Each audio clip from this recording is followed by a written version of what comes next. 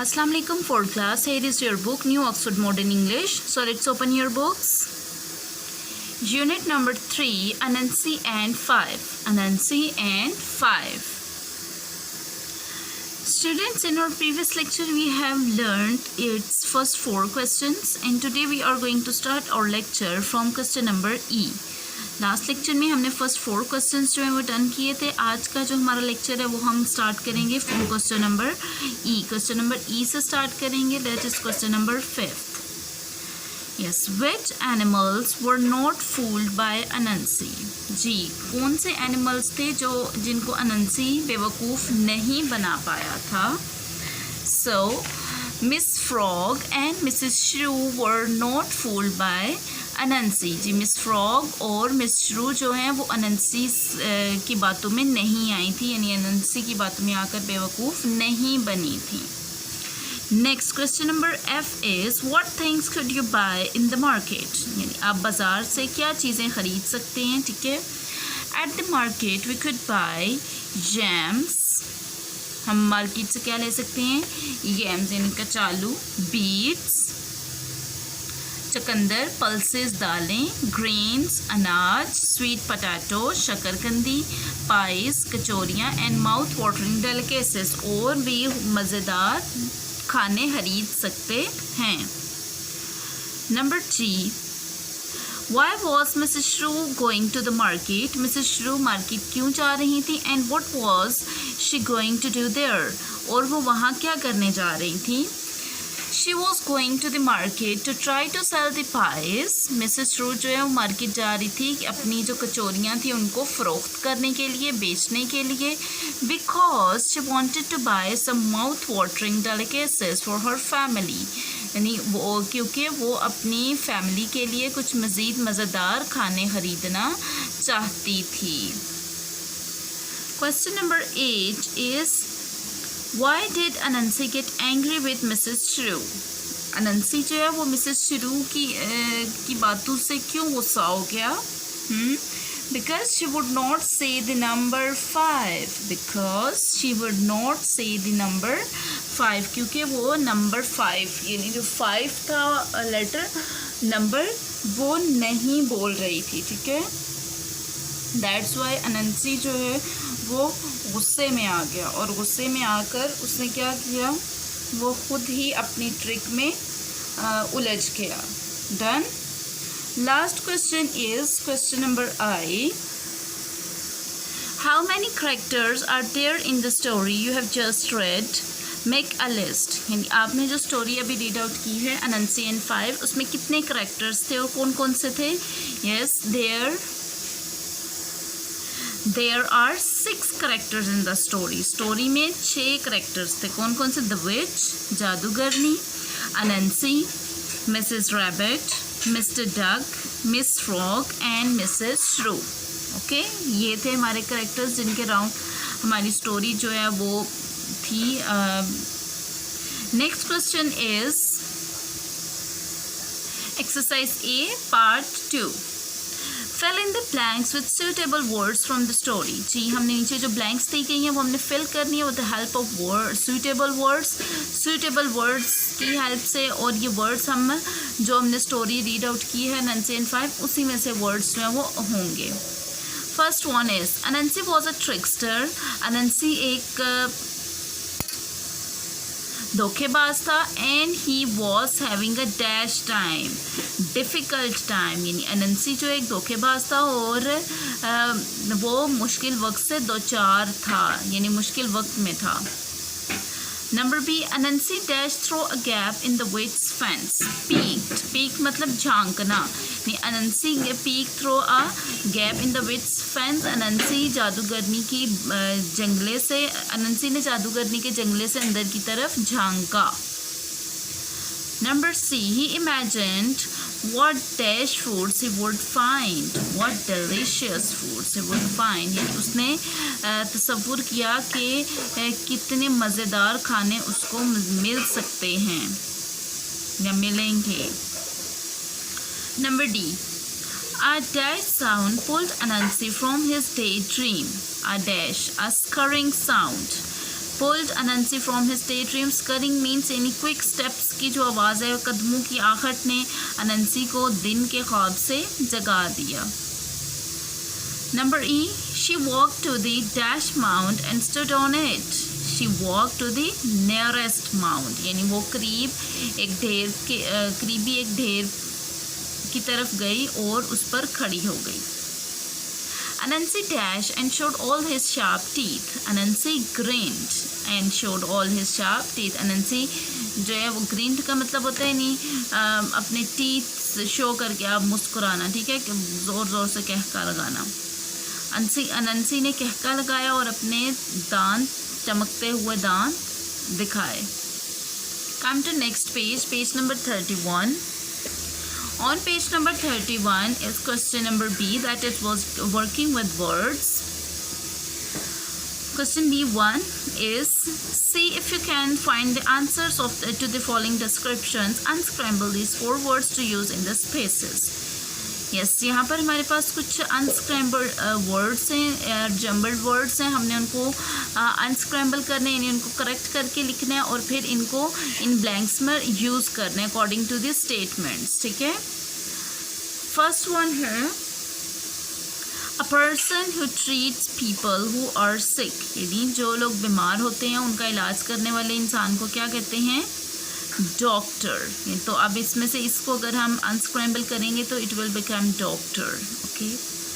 Number B, a person who looks after people in a hospital is a, यानी वो इंसान जो हस्पताल में बीमार लोगों की देखभाल करता है वो कौन है?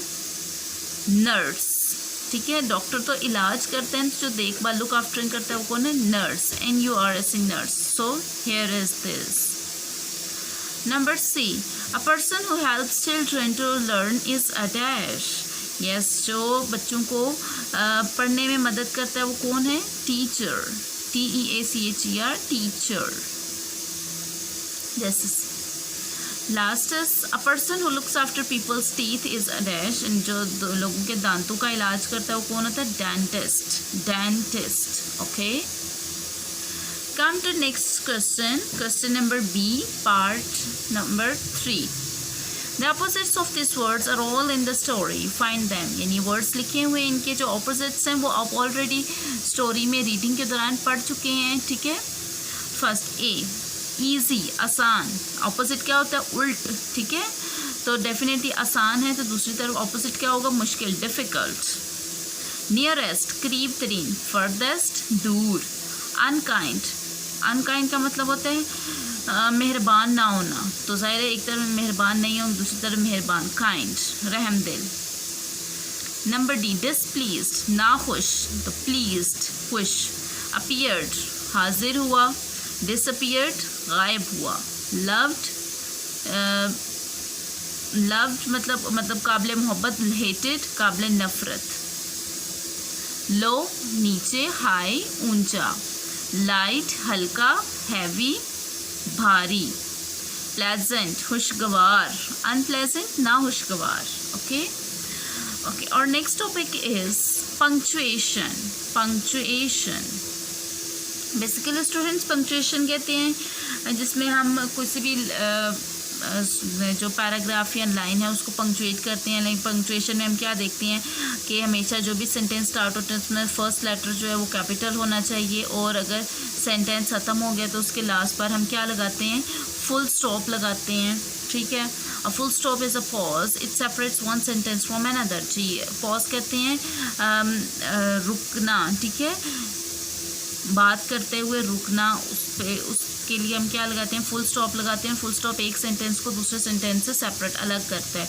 नेक्स्ट आ जाता है comma, is also a pause. ये भी, इसमें भी हम बात करते हुए रुकते हैं. It is used in a sentence to show a short pause, यानी ये सेंटेंस में थोड़ा सा जो वक्फा होता है उसके लिए ये रुका जाता है, ठीक है. सेमीकोलन, ये है जी semicolon. It shows us that there is a pause in a sentence. यानी सेमीकोलन और कॉमा में ये डिफरेंस होता है कि कॉमा में सेमीकोलन जो है उसमें जो रुकना है वो हमने कॉमा से ज़्यादा रुकना है, लेकिन फुल स्टॉप से कम, ठीक है. ये बात याद रखनी है.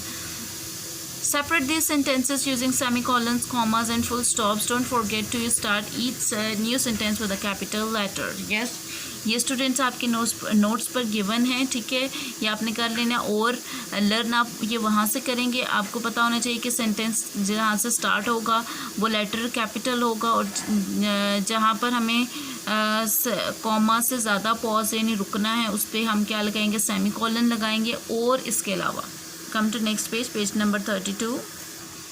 अगर सेंटेंस के दरमियान में कोई प्रॉपर नाउन आ गया, लाइक किसी पर्सन का नेम है, जैसे अब नुमान, खालिद, आयशा, तो इनके आप फर्स्ट लेटर्स कैपिटल करेंगे। ओके, ये आप नोट से प्रिपेयर करें। नेक्स्ट है जी आपका question number C, learning about language. Adverbs, choose suitable adverbs from the box to add this sentences given below. जी यहाँ पर आपके पास कुछ एडवर्ब्स हैं, bravely, swiftly, smoothly, sweetly, yesterday, loudly, immediately, carefully, slowly, beautifully, painfully, straight, gracefully, tomorrow, angrily।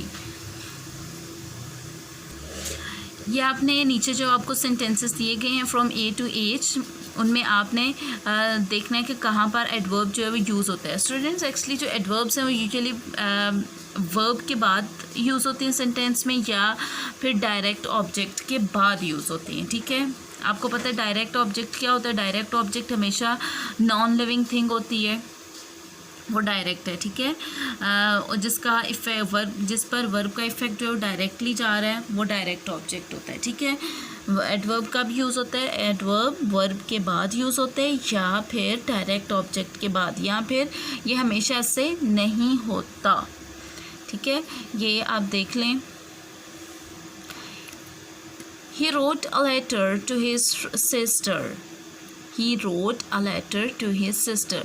अब he carefully wrote a letter to his sister. अब देखिए इसमें ज़रूरी इनके वर्ब के बाद ही आए, ठीक है, वर्ब से पहले भी आ गया। He bravely faced the tiger which was swiftly leaping angrily at his throat. The man with the bad leg slowly or painfully climbed the mountain track.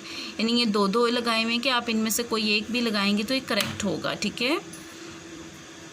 Next, the arrow flew smoothly or straight through the air at the target. I'm going to my father's house immediately or tomorrow. The man with the bundle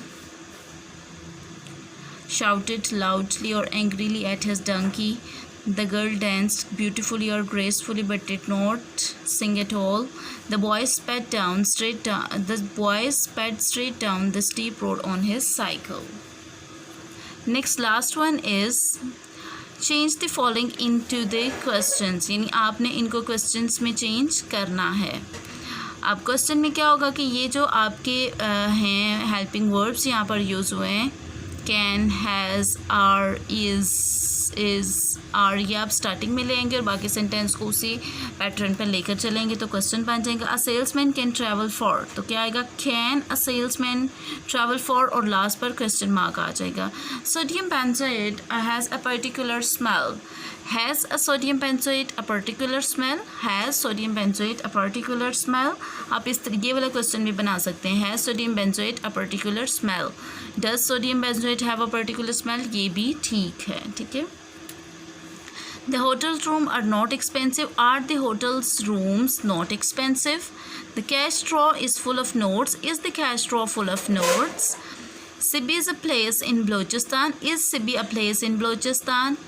The salesman's goods are offered at a discount. Are the salesman's goods offered at a discount? आपने देखा है कि हमने are, is, ये are ये starting में ले आए और बाकी सेंटेंस का पैटर्न वही है, बस उसको माइनस करके हम इधर स्टार्ट में ले आए हैं, ठीक है।